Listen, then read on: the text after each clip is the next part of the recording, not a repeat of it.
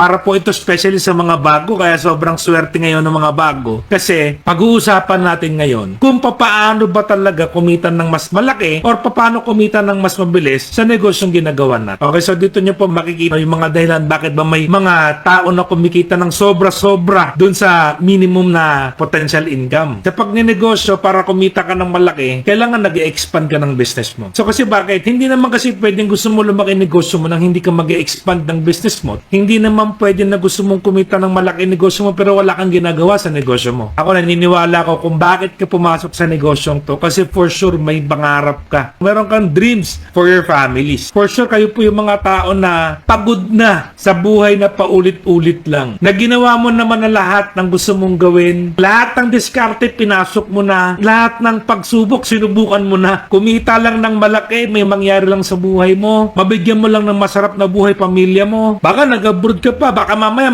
marami dito pabalik-balik na ng abroad. Baka meron dito marami ng sinubukang negosyo. Nag-try na ng iba't ibang hassle. Nag-try na ng iba't ibang sideline. Nag-try ng iba't ibang klase ng pagkakakitaan. Yumaman lang. Sa buhay po kasi natin, hindi pwede na yung kinikita mo, sakto lang sa panggastos o pangkain ng pamilya mo everyday, every week, every month. Mas mabilis pong tumaas ang bilihin, buwan-buwan, linggo-linggo, taon-taon. Kahit anong side hustle gawin mo, kahit anong negosyo pasukin mo, kapag hindi mas malaki yung kinikita mo, sakto lang talaga. Babalik at babalik lang talaga yung pamumuhay mo doon. Bakit mo ba kailangan ng ekstrang pagkakakitaan? Dahil po sa buhay natin ngayon, pag hindi mo dinagdagan ng kita mo, dalawa lang pwede mong kalalagyan. It's either wala kang ipon or mababaong ka sa utang. Buti na lang, may ganitong negosyo. Nakita mo, ang pag-uusapan natin is kung paano mo ngayon mamamaximize yung kitaan doon.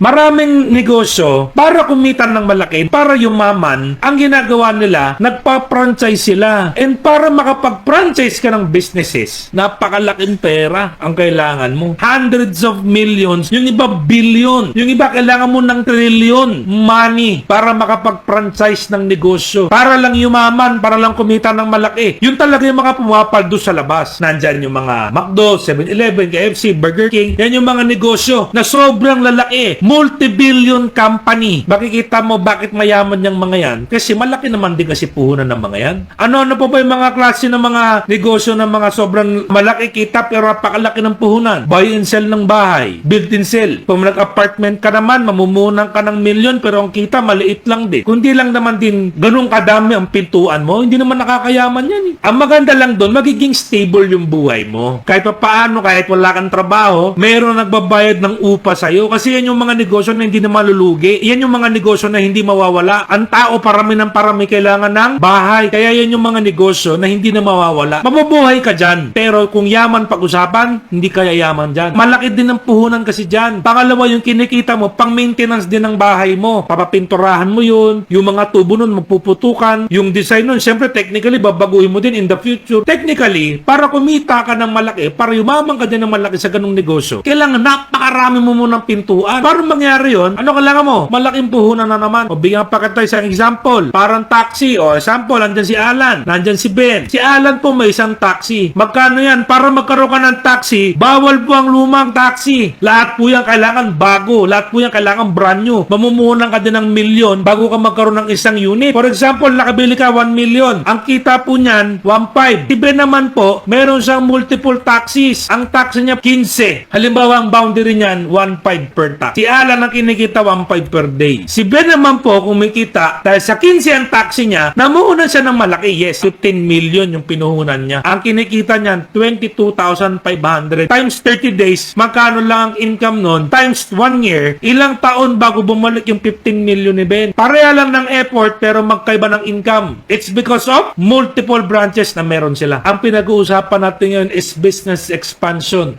Pagpapalaki po ng negosyo. Ang pag-uusapan naman natin is yung multiple branches ng negosyo na ginagalawan mo ngayon. Dito ka may excite kasi yung negosyong ginagawa natin ngayon, meron tayong iba't ibang klase ng branches. Business package, meron niyang 15 branch, 6.7 million ang monthly income niyan. Ang family package naman, 75 branch, meron naman niyang 31 million na maximum income per month. Ang investor package naman is 135 branch, meron niyang 61 million pesos per month nakita. Ang platinum package naman, yung pinakamatindi natin package, 255 branch ang meron po yan. 115 million ang potential income niyan per month. Ngayon, ang pag-uusapan natin muna is yung business package. For example, starter package ka ngayon. Si starter may 1 branch yan, si business package may 15 branch yan. Now, ang potential income ng isang branch is 450,000 pesos sa loob ng isang buwan. Samantalang si business package naman, meron siyang 6.7 million pesos sa loob ng isang buwan. Pareha lang ng effort ka nang gagawin, pero magkaiba ng kita. Reminders lang, ang effort nyo po is 30%, which is magre-refer ka, magre-recommend ka ng tao sa coaches and mentors mo. Yung 70% na effort is sa buong team. Lahat yan, kami mag-e-explain, kami magpapasali, kami magtuturo, kami lahat, ang trabaho mo na lang is magre-refer ka. Kailangan meron tayong effort. Hindi naman pwede dito na ang gusto mo, walang gagawin pero kikita ka ng pera, hindi po ito para sa'yo. Kasi wala pong ganun. Sa lahat ng klase ng negosyo, bago ka kumita, kailangan may gagawin ka. I-endorse mo lang yung business na pinasok mo sa mga kakilala mo, yung 100%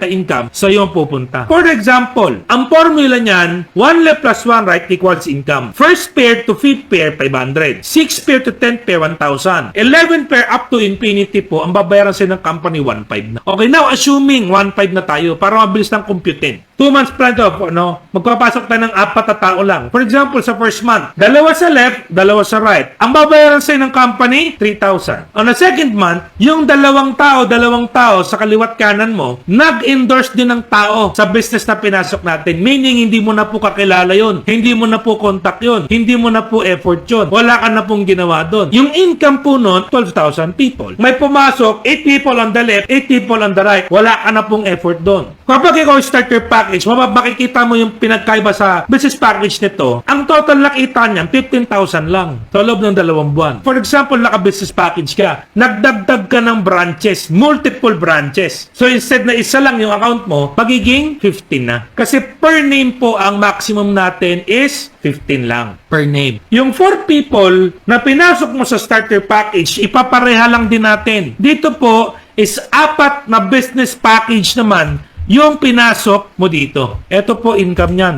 Si branch 3 mo, dahil meron niyang 15 yung left, 15 yung right, automatic po magprepare yan, kikita yung third branch mo, 1,500 times 15, 22,500. Ang advantage po ng multiple branches is marami kang kita, mas marami kang binabayaran ng company. Since ikaw po ay nakapag-business package, nag-business package din po yung ilalim mo, meron ka pang ibang account. Si second branch, meron din yung 15 left, meron din yung 15 right. 22,500 again. Yung main branch mo, meron yung 30 left, meron yung 30 right. Magpe-pair din po yan. Pag nag-pair po yan, automatic ang income niyan, 30 times 1,500 equals 45,000. So magkano total kita niyan? 90,000 po. Same effort, pero different income. Kasi yung sa starter package, yung titignan mo, 2 buwan nakita na po yan, 15,000 lang. Imagine mo yung 2 months nakita ni starter package, kulang pa din sa kita ni business package 1 month pa lang. Second month, yung mga business package mo sa ilalim, nag-recommend, nag-endorse,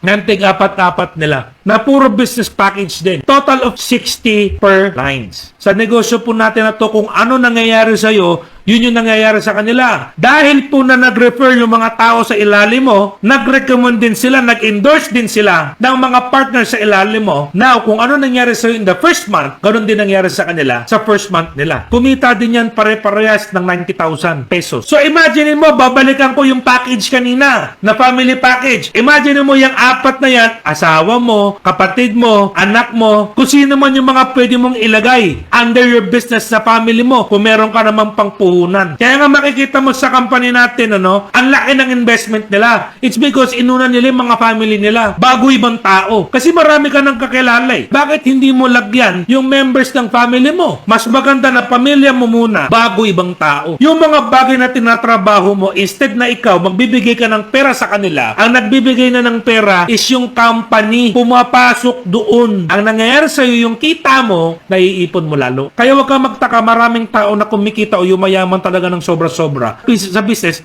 na pinasok nila. Dahil po sa ganda ng sistema na meron tayo. Yung 4 po kumita din ng tig 90,000 on their first month. Yung 60 Si third branch mo, kumita na naman ng 90,000. Di ba kanina 22.5 yun? On the second month, ang kita niya na 90,000 na. Bakit? Dumami na po yung pumasok sa ilalim mo kasi yung unang pumasok 30-30 lang sa third branch mo. Now, naging 60-60 na kung bakit mas malaki na po pumasok. Ang pinag-uusapan pa lang po natin dito, 4 na tao pa lang Hindi pa po dyan kasama yung marami ka na ipasok. Hindi pa po dyan kasama yung marami ni-recommend yung mga tao mo sa ilalim. Kahit po ang pinapaliwanag namin sa iyo is yung pangit, napakaganda pa din po ng resulta na ibinibigay niya. Kasi bakit hindi po tayo nang-hype? Ayaw po namin dito na nang babaliw ng negosyo. Tapos at the end of the day, pag na-disappoint ka, sasabihin mo, ang pangit ang business, hinipe ako dyan, masyado ko ininganyo dyan. So hindi ka po namin iinganyohin. Ang ipapaliwalag namin sa iyo, yung trabahong panahon na tamad ka. Isipin mo sa 2 buwan, ang napasok mo 4 lang, parang lumalabas, 1 tao kada linggo. Trabahong tamad po yan. Kaya wag mong sabihin sa amin na iniinganyo ka namin. Wag mong sabihin na binabaliw ka namin. Why? It's because po, ang pinapaliwanag namin sa iyo, kakaunting tao lang. Kung ikaw hinahype ka namin, pinuno namin ng tao yan. Hindi. Baka nga kasi, ang nasa isip mo, paano pag wala akong mapasok na madaming tao? Paano pag yung kakilala ko, wala din masyadong kakilala? Yan po yung resulta niyan. Lahat na ng dahilan, sabihin mo, pero maganda pa rin po kalalabasan yan. Bakit? Kasi nga po, ang sistema na meron tayo ngayon, napakaganda talaga. Kahit ilagay mo siya sa pinakapangit na sitwasyon, maganda pa rin po resulta. Kaya po ang daming tao na yumaman. Second branch, ang pag-usapan natin. Meron din yan 60 on the left, 60 on the right. Magkano kita niyan? 90,000. Magkano na total kita yan? 180. O pag-usapan naman natin yung main branch mo. Meron yan 120 sa left, 120 sa right. Magkano total kita niyan? 180,000. So in 2 months time po, ang kita. So ang kita ng second month mo 360. Ang kita mo ng 2 buwan is pumapalo na po ng 450,000 pesos sa loob ng 2 buwan. Kaya huwag ka po magtaka bakit yung mga naka-business package na yan, ang bibilis kumita at ang bibilis magkaresulta. Marami na din po sa grupo natin ang naka-family business package. Marami na din po sa grupo natin ang pumasok investor package. Marami na po sa grupo natin ang nag-platinum package. Di ba 255 ang platinum package? Meron po sa atin 300 plus ang branches. Kasi anong sabi niya? Ipapasok ko lang din naman sa bangko yan, wala namang tubo. Bangko lang ang nakikinabang sa pera ko. Ba't hindi ko pakinabangan yung laki ng pera ko? 15 branches, 6.7 million ng potential income. Meron ka na pong isang account. So, ang babayaran mo na, 14 account na lang. So, magkano na lang yan? 163,772. Ang return of investment po niyan, 170,000 worth of product. Meron pa yung babalik, 10,500 na worth of gift certificate. Meron pa yung babalik na 23,500 cash income, gross. Meron pa yung family accident insurance sa halagang 120,000. Free travel incentive, local and international. Alam mo ba, para ka lang nag-grocery ng 5,000 buwan-buwan? Siyempre, kahit naman hindi ka na pumasok sa business na to, yung mga product na meron tayo, sabon, toothpaste, juice, kape, etc., vitamins, shampoo, kung ano naman, lotion, di ba, deodorant. Lahat ng produkto na meron tayo ngayon, binibili mo na yan sa labas buwan-buwan, pero walang bumalik sa'yo ng magkano. Para ka lang nag-advance grocery na 163,000 yung binili mo. 5,000 per month times 12 months. Alam mo ba kung magkano ginagastos mo taong-taon? 60,000 pesos every year. Times natin sa 3 taon, magkano ang nilabas mo na? 180,000. Mas malaki na po yan sa business package. Yan yung mga bagay na wala kang takas, yan yung mga bagay na wala kang iwas.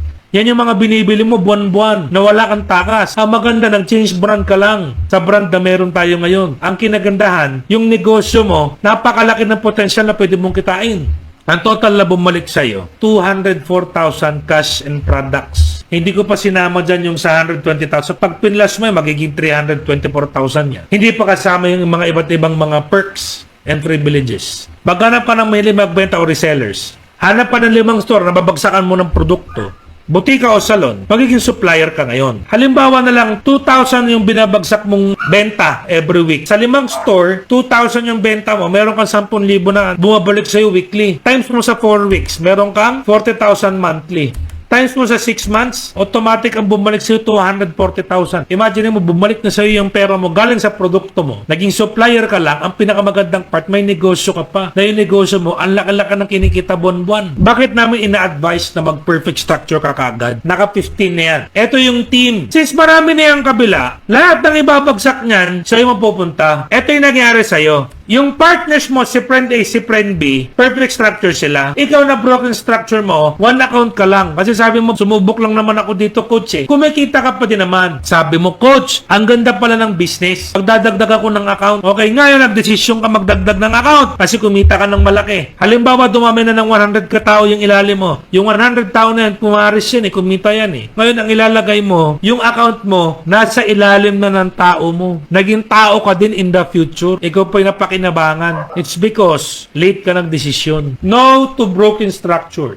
And yes to perfect structure. Kung darating ng panahon, yung apo mo, anak mo, makikinabang sa lahat ang pinaghirapan mo, deserve nila yun kasi nilakasan mo loob mo. Ikaw yung tao na pwede ka naman sanang magdahilan na hindi mo kaya yung step 2, yung game plan na yan. Pero dahil lang sa kagustuhan mo at meron kang pangarap para sa kanila, ginawan mo ng paraan. Kaya kung mabibigyan mo sila ng masarap na buhay ngayon, mapapatira mo sila sa pangarap mong bahay para sa kanila, matatravel mo sila around the world, marami kayong magiging sasakyan, malaki magiging ipon mo for them, deserve nila yun, deserve mo yun. Alam mo kung bakit? Kahit hirap na hirap ka, gumawa ka ng paraan para sa kanila. I hope na marami kayong natutunan sa game plan or sekreto natin kung bakit marami sa grupo natin yung kumita ng malaki. Okay, let's go.